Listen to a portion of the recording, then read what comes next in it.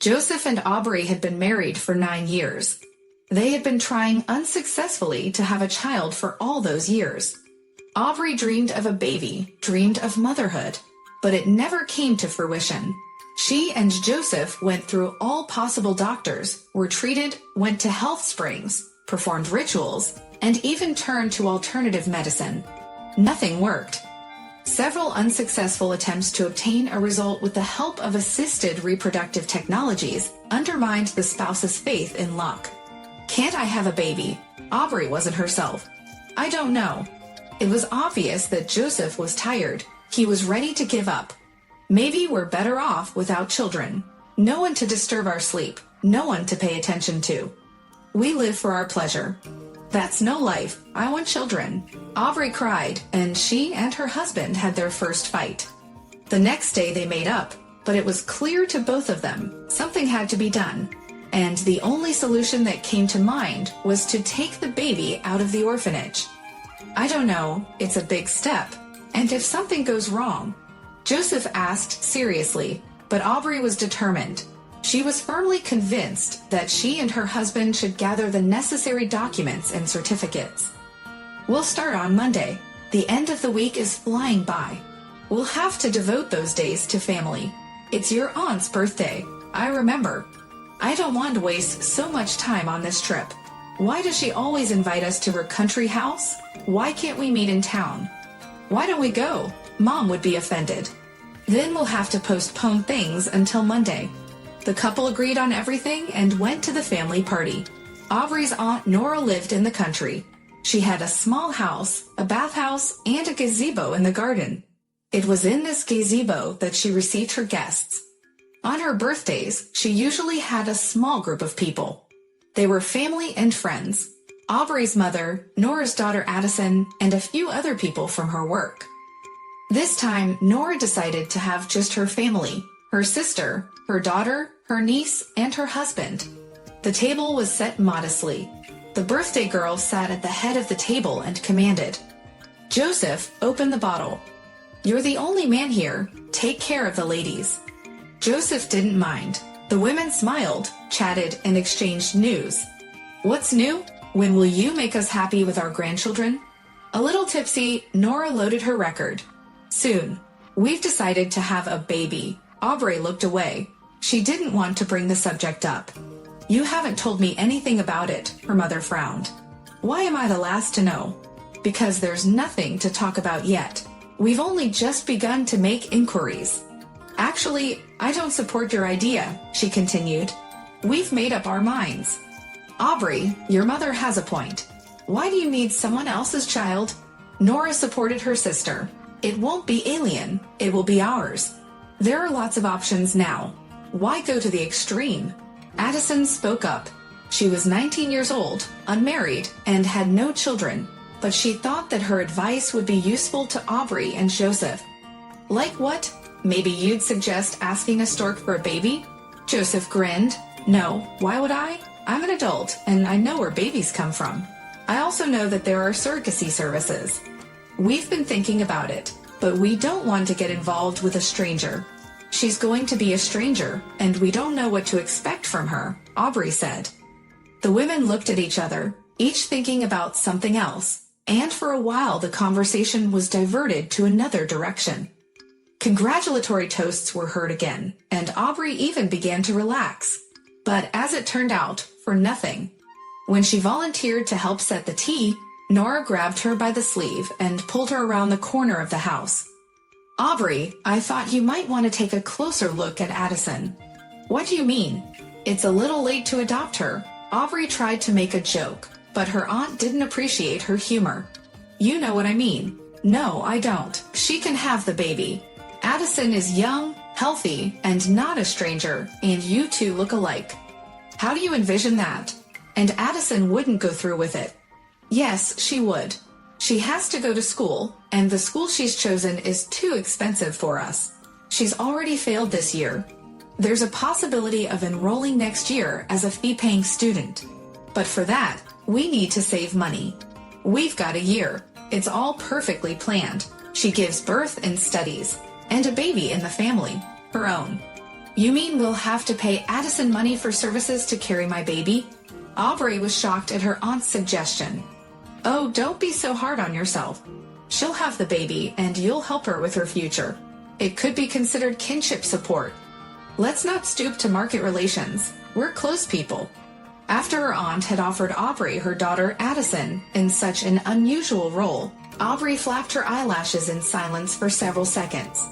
She wanted to see a smile on her aunt's face, to realize it was a joke, but Nora wasn't smiling. She was in complete seriousness offering Addison as an incubator to carry her and Joseph's baby. Thank you for the offer, Nora, but my husband and I have to decline. Why don't you consult with him instead of making the decision alone? My aunt pressed me. We've already made up our minds. Suit yourself. I think that taking a child from the orphanage is your initiative, and Joseph has nothing to do with it. He just doesn't want to argue with you. It's our business. Aubrey stopped smiling politely and, having changed her mind about helping, returned to the gazebo. Joseph and Addison were sitting there. They were talking animatedly about something, and Aubrey felt jealous for the first time in her life. She imagined that her husband no longer belonged to her. She imagined her sister Addison with a big belly. The way she looked at Joseph and the way they all waited together for the baby to arrive. The baby that Aubrey was going to have. Are you all right? Joseph asked, noticing his wife's pallor. I don't know. I don't feel well. Aubrey, do you remember you wanted to help with the tea? Her mother shouted from the house. Sit down. I'll help. Joseph got up and went into the house. Addison and Aubrey were left alone. Aubrey felt awkward. She had never before seen Addison as an adult, a fully formed woman. To her, she had always been a little sister. It was strange for her to see her sister as a rival. They had never been close, but there was no rivalry between them either. As a child, the 10-year age difference had seemed huge. Aubrey remembered wheeling the stroller with her sister in this very orchard, under the apple tree. Then came adolescence. Aubrey had always been considered prettier than Addison. The younger sister wore glasses for a long time and was self-conscious about her figure, slouching and wearing shapeless clothes. But that time had passed. That evening in the gazebo next to Aubrey sat another Addison. There was not a trace of the stiff-necked teenager left in her. Addison had become a well-formed girl with a lush shape and a beautiful face, and the way she looked after Joseph made Aubrey feel a pang of jealousy. That's a nice husband you have, Aubrey. I want one too, Addison said. She felt uneasy, and tea and cake were out of the question. She got up from the table and went into the house. You look pale. Are you all right? Joseph asked. I'd like to go away. I have a headache. Yes, of course, I understand. But what will your relatives say? I don't know. I just want to go home. Joseph brought out the kettle and the cake and lit the candles. Nora blew them out as is traditional, but Aubrey and Joseph didn't stay for tea. Aubrey barely made it home. She was seasick, her ears were burning, and her head was full of stupid thoughts. Yours must be unhappy with our departure. Joseph noticed his wife's condition. Yes, I'm sure Aunt Nora would like us to stay the night, and preferably not with me, but with her daughter. Joseph looked at Aubrey in surprise. He had never seen her so agitated and disgruntled. Stop it. I don't see Addison as a woman. She's too young. What if she were older? I'm not married to you, and let's not bring it up again. Joseph cut Joseph off. They arrived home, and Aubrey, citing fatigue, went to bed. The next day, they planned to go to get the certificates, but Aubrey was called to work. Again, they had to postpone. When she got home, Aubrey saw a woman's shoes in the hallway. She listened and heard her sister's voice. Addison was laughing. Aubrey walked into the kitchen without taking off her shoes. Anger was boiling inside her.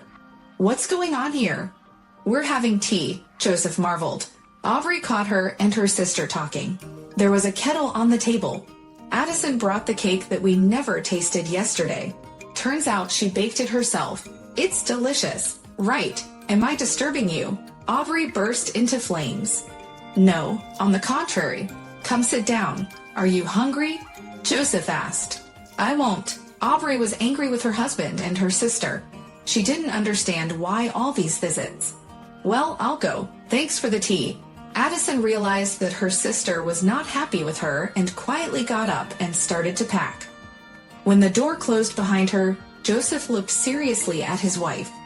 "What have you arranged?" "Nothing. You could go with her if you want." "Stop it. Your accusations won't lead to anything good." "Yeah? Then tell me why you let her in." "Because she's your sister." "You wouldn't let my sister in?" "She didn't tell me she was coming." "I didn't know, and it doesn't matter." "It matters to me." "Okay, I get it." "No, you don't get it." "Aubrey, you're overreacting." Joseph was getting impatient. "You don't have to say anything else. It's clear that everything is always my fault." "Well, for the moment, you're wrong. You know it is. I think that's it. It's not working out. It's for the best. Maybe you'll make it with Addison. I don't want any part of this, so I'm out of here." "Aubrey," Joseph called out, but his wife had already run away. What moved her at that moment, she found out 2 weeks later. A 2-stripe test showed that her mood swings were understandable. "It's ironic. As soon as we split up, I got pregnant," she confided to Eleanor, the friend she had been staying with all along. Aubrey didn't know what to do. Joseph called her, but she didn't pick up. Her mom called a few times, and even Addison wrote her something. But Aubrey didn't want to see or hear from anyone. She thought everyone was turning against her. It even occurred to her that Joseph and Addison were a great couple, and that he would choose her, the younger attractive girl. "I think you should talk to him. He needs to know he's going to be a father," her friend frowned. "I'm afraid. What if Joseph has already traded me for Addison?" "I'll get there," and there they are. In his apartment. Aubrey didn't say enough. Tears rolled down her cheeks. "That's ridiculous. You made it up. Go home. You need to talk. You can't just sit back and wait for things to work themselves out. Addison is your sister, and from what he told you about her, it's unlikely he'll be with her. But your Joseph will be able to find another woman if you continue to hide from him." While the girls were talking, Eleanor's cell phone rang. "Hello, who is it?" Yes, of course, I'm here." "Who called?" "An acquaintance. He's bringing pickles for you." Eleanor laughed. No matter how Aubrey tried to understand how this mysterious acquaintance knew about her pregnancy, Eleanor said nothing. A little later, the doorbell rang. Aubrey heard Eleanor open the lock and speak to someone. She wondered who the acquaintance was and why he had brought pickles for her. She followed her friend and was stunned. "Joseph, how did you find me?" "I had to go through all your friends." "Why?" "I missed you." "Come home, please," he said, holding out to her. Not cucumbers at all, but a bouquet. Aubrey looked at the flowers with disbelief, then at her husband and cried. "She has news for you." Eleanor winked and walked away, leaving the couple to explain themselves. 9 months later, Aubrey and Joseph had a son. They were overjoyed with their long-awaited firstborn. Aubrey's mother was happy to become a grandmother, and Addison and Nora never again stuttered about what was said that night. They even managed to keep their relationship intact. Aubrey and her husband and son began visiting her aunt again, but only after mutual acquaintances introduced Addison to David. At their wedding, the whole family attended. Addison decided to postpone her studies because she planned to become a mother. Everyone found their destiny and could have had a big fight, stopped communicating, and even divorced. Fortunately, fate was favorable to everyone. Everyone got what they wanted, and everyone became happy.